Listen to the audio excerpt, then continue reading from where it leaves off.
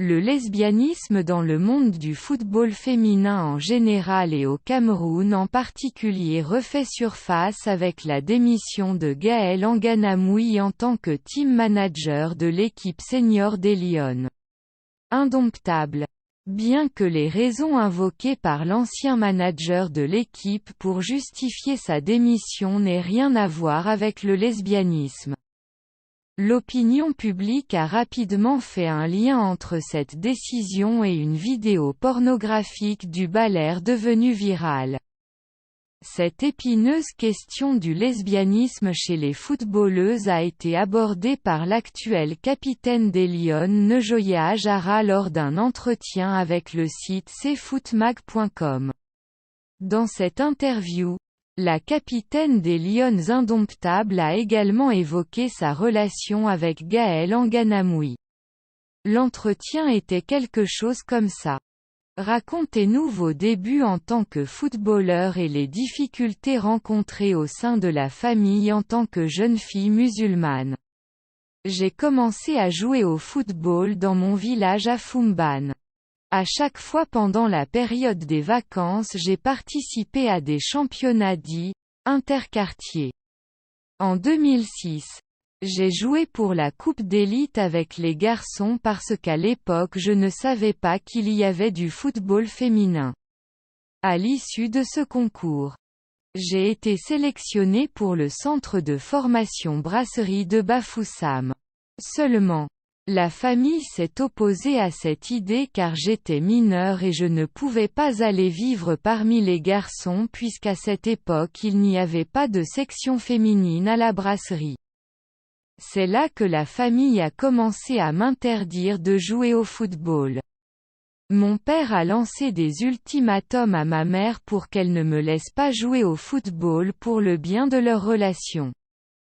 Tout le monde a dit qu'une femme musulmane ne devrait pas jouer au football, puisque la religion passe avant tout. Vous avez absolument besoin de personnes qui vous encouragent à vous en sortir. Heureusement, certains oncles qui ont cru en moi ont réussi à convaincre mes parents de me laisser vivre mon rêve. En 2007, j'étais en vacances avec ma grand-mère à Douala. Lors d'un championnat de vacances, j'ai été remarqué par un certain monsieur Elondou, président du club Franz Rolisek, avec qui je me suis engagé. En 2008, j'ai été remarqué par Eno Ngachou. À l'époque sélectionneur national de toutes les catégories féminines au Cameroun. En 2010, j'ai signé mon premier contrat professionnel en Russie où j'ai passé 3 saisons avec le FC Eningia. Et en 2014, je suis parti aux États-Unis pendant 2 saisons. En 2016, je me suis également rendu en Suède pendant 2 saisons avant de signer pour la Norvège où je suis actuellement au FC Vålerenga. Quel est votre avis sur la polémique autour de certains joueurs zambiens accusés d'être des hommes? Honnêtement, je ne sais pas si ce sont des hommes ou des femmes. Je me souviens qu'en 2018, la capitaine zambienne n'a pas disputé la Coupe d'Afrique des Nations féminines parce que la Confédération africaine de football a demandé qu'elle soit examinée pour s'assurer qu'elle est bien une femme. Maintenant, les gens disent qu'elle a plus d'hormones mâles que celles des femelles. Mais bon, maintenant cette fille joue en Europe. Je ne sais pas si dans son club elle a aussi passé des examens ou pas. En tout cas, attendons le dénouement de cette affaire. Comment arrivez-vous à concilier vie professionnelle et vie familiale? Je n'avais que 18 ans quand je suis devenu professionnel et tout ce qui m'intéressait à l'époque, c'était de jouer au football. Cependant après chaque rencontre j'essaie d'appeler la famille pour la rassurer que tout se passe bien. Aujourd'hui j'encourage les familles à laisser leurs filles exercer ce beau métier. À croire en eux. Aujourd'hui, je gagne ma vie en jouant au football. Avec un travail acharné et de la détermination, n'importe quelle jeune fille peut y arriver. Que dites-vous à ceux qui pensent que le phénomène des lesbiennes est plus développé dans le monde du football féminin? Vous savez, dans le monde du football.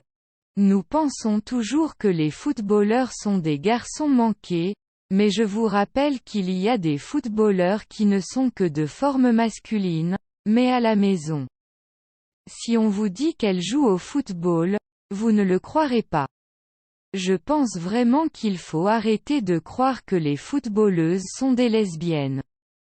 Car dans tous les domaines il y a le phénomène de l'homosexualité. Mais les gens regardent en arrière sur le football féminin parce que le type de corps des filles donne cette impression. Un footballeur n'a pas besoin d'être homosexuel.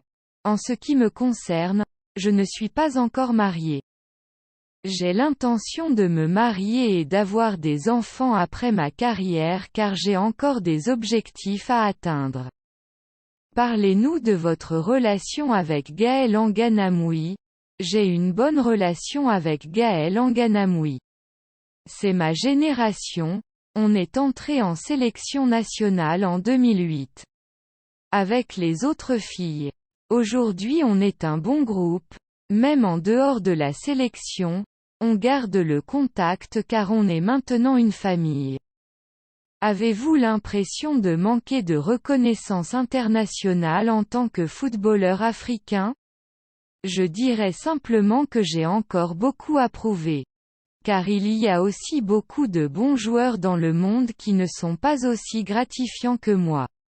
Je continuerai à travailler, à donner le meilleur de moi-même, en espérant des récompenses.